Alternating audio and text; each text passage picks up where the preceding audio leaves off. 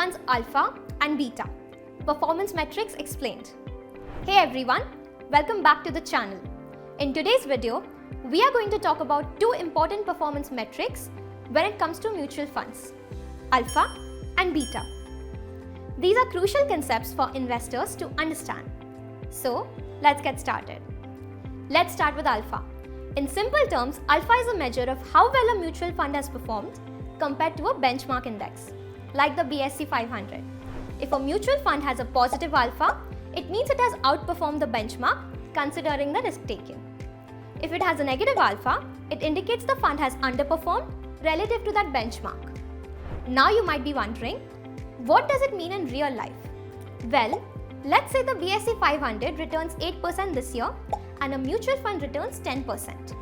The mutual fund's alpha would be plus 2%. This shows that after adjusting for risk, the fund did better than the benchmark.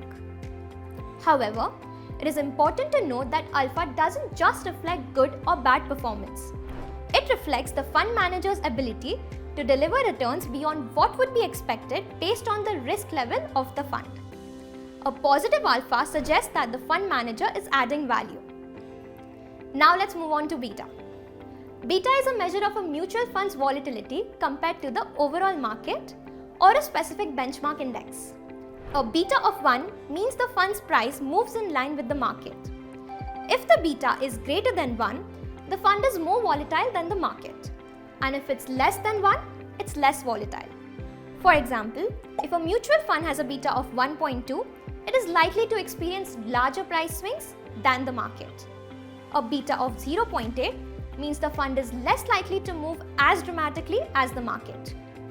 Beta helps investors understand the potential risk of a fund. A higher beta means higher risk, but it can also offer the potential for higher returns.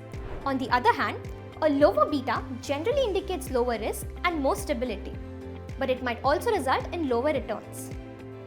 Putting them together. So, how do alpha and beta work together?